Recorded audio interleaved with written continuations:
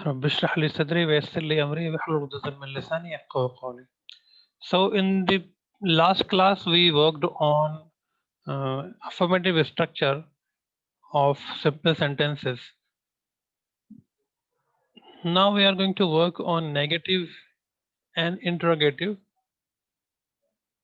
types of tenses of simple tenses. Okay.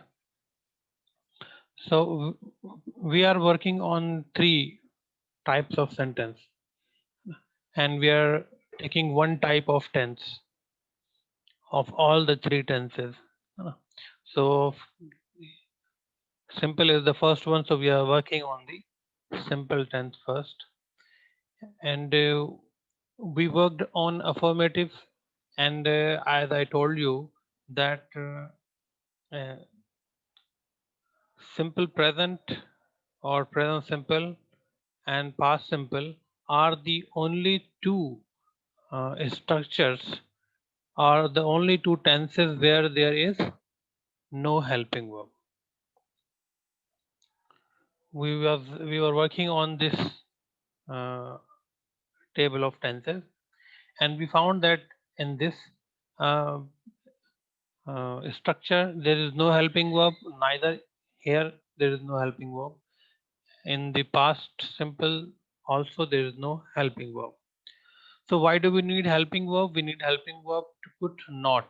Okay, so if you see the second structure, there is one helping verb, and if you see the second structure of in the plural subject, there is again a helping verb here. If you see the structure of past, there is again helping verb here.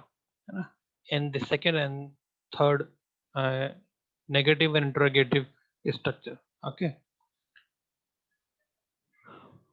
so uh, how to put uh, how to decide which helping verb will be included, that is decided on the basis of things attached to verb.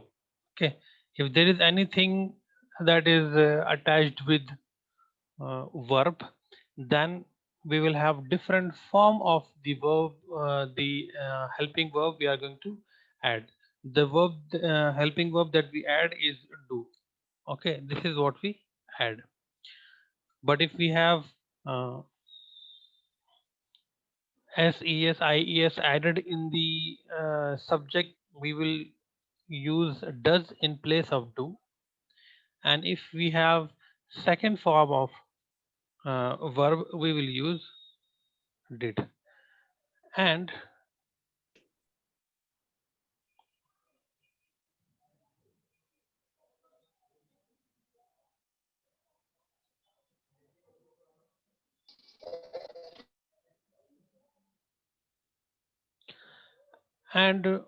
one more thing to remember, that when we use do, when we use does or did, because it is taking the qualities of main verb, the main verb will come in its original form.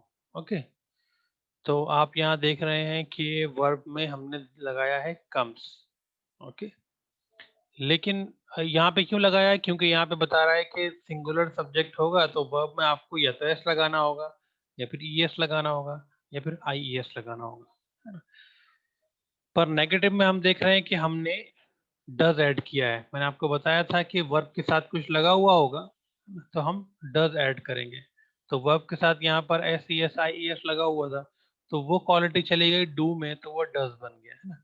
Do की form does he आती है, आपको E S ही लगाना पड़ेगा। S लगाएंगे या आई E S लगाएंगे तो एक्सेप्टेबल नहीं होगा, क्योंकि इसकी जो फॉर्म है वो डज ही आती है। तो जैसे ही आपने यहाँ पे डज ऐड किया, वर्ब वन आ गया यहाँ पर। पहले यहाँ पे क्या था? Verb S E S I S के साथ था, यहाँ पे वर्ब अपनी ओरिजिनल फॉर्म में आया है, वर्ब वन। तो ये चीज आपको याद रखना होगी।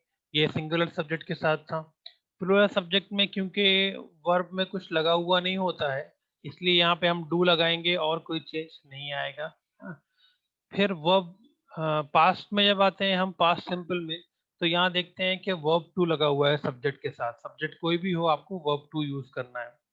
ऐसी कंडीशन में जब आप नेगेटिव बना रहे हैं तो आपको सब्जेक्ट के फौरन बाद हेल्पिंग वर्ब डिड यूज करना होगा, है ना। और वर्ब जो अभी तक सेकंड फॉर्म में था अब फर्स्ट फॉर्म में हो जाएगा। ठीक है, तो ये कुछ याद रखने वाली चीजें हैं।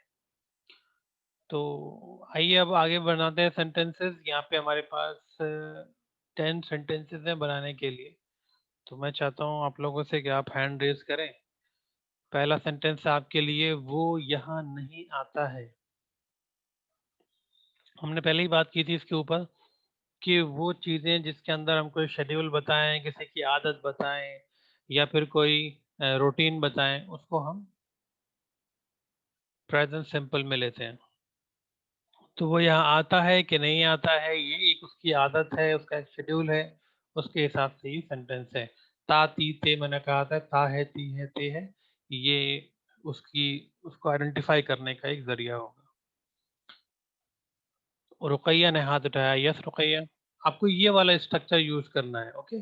जब हम नेगेटिव पे काम करेंगे तो आपको सेकंड स्ट्रक्चर यूज करना होगा, और जब हम इंटरोगेटिव पे काम करेंगे तो आपको ये वाला स्ट्रक्चर यूज करना होगा। ये अफर्मेटिव है, ये नेगेटिव है, ये इंटरोगेटिव है हर सेंटेंस में। तो रुकैया आंसर करना चाहती हैं, yes Rukaiya. He does not come here. He does not come here, very good.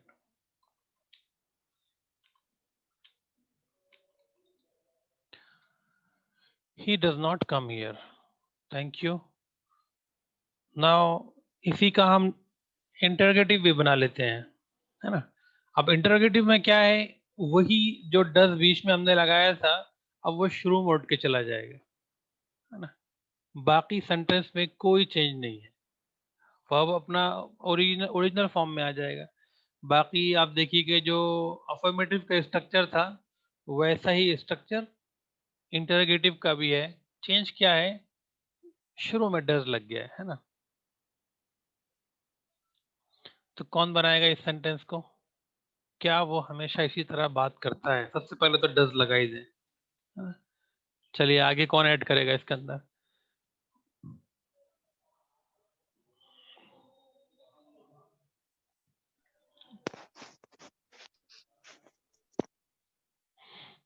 जिसको ऐड करना है वो हैंड रेस करे, जो पार्टिसिपेट कर देंगे वो फौरन ही हैंड रेज नहीं करेंगे, उनको थोड़ी देर बाद चांस मिलेगा।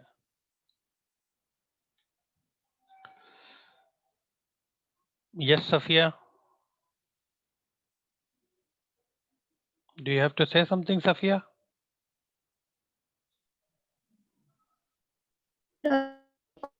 Like this. आपकी आवाज क्लियर नहीं आई मेरे पास Safiya. Does he always talk like this? Okay, does he always talk like this? Okay, आप ये भी कर सकते हैं, does he always talk like talk like this. और आप ऐसे भी कर सकते हैं कि does he always talk this way, है ना। आप ये भी कर सकते हैं। चलिए अब आते हैं अ, हमारे प्लूरल सब्जेक्ट की तरफ, है ना। अभी तक हमारा सब्जेक्ट जो था वो सिंगुलर था, है ना। वो आता है ना। तो ये सिंगुलर है, और यहाँ पर भी है क्या वो करता है ना, तो वो सिंगुलर है। अब यहाँ आपका सब्जेक्ट चेंज हो जा रहा है प्लूरल में। प्लूरल सब्जेक्ट होगा तो आपको ये स्ट्रक्चर यूज करना है। और प्लूरल सब्जेक्ट में हम क्योंकि वर्ब के साथ कुछ ऐड नहीं करते थे तो हमको डू के साथ भी कुछ ऐड करने की जरूरत नहीं है, इसमें कुछ हटाने की भी जरूरत नहीं है।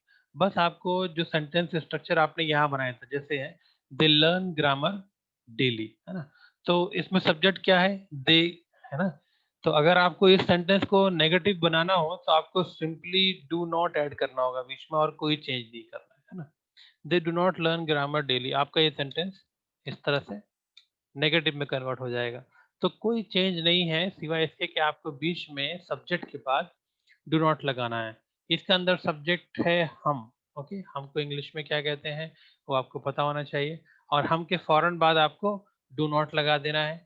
फिर वर्ब, वर्ब है इसके अंदर आना, है ना, तो आने के लिए आप वर्ब जो यूज होता है वो लगा दीजिएगा, और साथ के लिए जो वर्ड यूज होता है वो लगा दीजिएगा। चलिए कौन कौन बनाएगा ये सेंटेंस?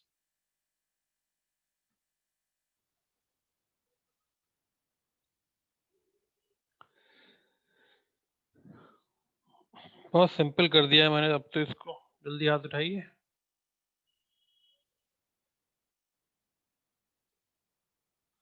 निहाल,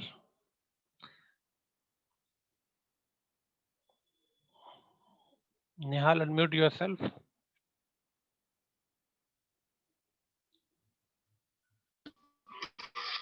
Yes. हम के लिए क्या वर्ड यूज होता है?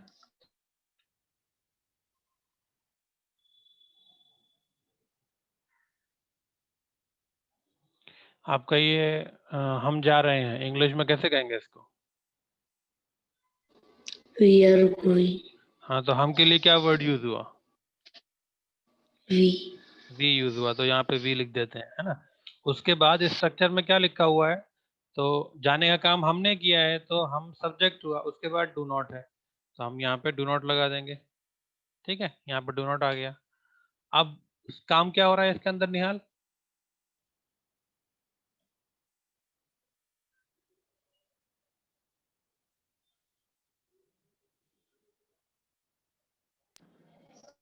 जाने का. जाने का नहीं, आने का काम हो रहा है, आते, है ना, आने का काम हो रहा है। तो आने के लिए क्या वर्ड यूज हो रहा है इंग्लिश में?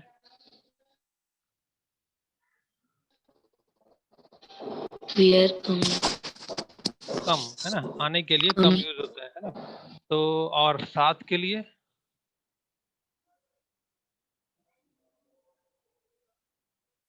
साथ के लिए use the together. Together. Yes, तो आपका सेंटेंस पूरा हो गया, we do not come together, है ना। चलिए वेरी गुड।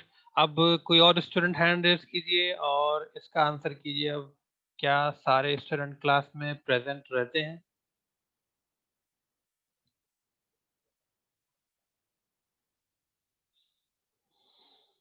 सारे स्टूडेंट्स के लिए हो जाएगा, ऑल द स्टूडेंट्स।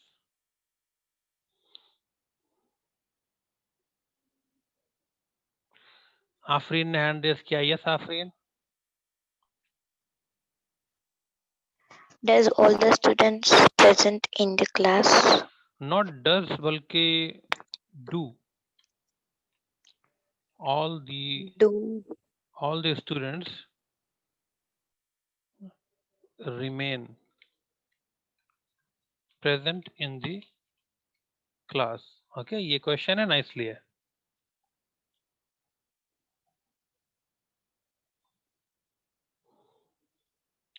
चलिए, thank you Afreen. Next sentence है हमारे पास पास्ट सिंपल का। पास्ट में सब्जेक्ट स्ट्रक्चर क्या था हमारा? सब्जेक्ट के बाद वर्ब टू आ रहा था अफर्मेटिव में। तो अब वर्ब टू आ रहा है, तो हमने कहा था कि अगर हेल्पिंग वर्ब लगेगा तो वर्ब की सेकंड फॉर्म यूज नहीं होगी पास्ट सिंपल में। कौन सी फॉर्म यूज होगी? Verb one. तो इसकी क्वालिटी कौन ले लेगा? डू ले लेगा। जब डू सेकंड फॉर्म की क्वालिटी लेगा तो खुद सेकंड फॉर्म में आएगा, तो डू की जगह डिड हो जाएगा, है ना। तो यहाँ पर भी हम देख रहे हैं नेगेटिव स्ट्रक्चर में भी डिड लगा हुआ है, और यहाँ इंटरोगेटिव में शुरू में डिड लगा हुआ है। यहाँ डिड नॉट है नेगेटिव में, तो नॉट लगाने के लिए भी आपको हेल्पिंग वर्ब की जरूरत होती है, और क्वेश्चन बनाने के लिए भी। क्वेश्चन दो तरह के होते हैं, है ना। क्वेश्चन दो तरह के होते हैं। एक तो वो क्वेश्चन होते हैं जिनको हम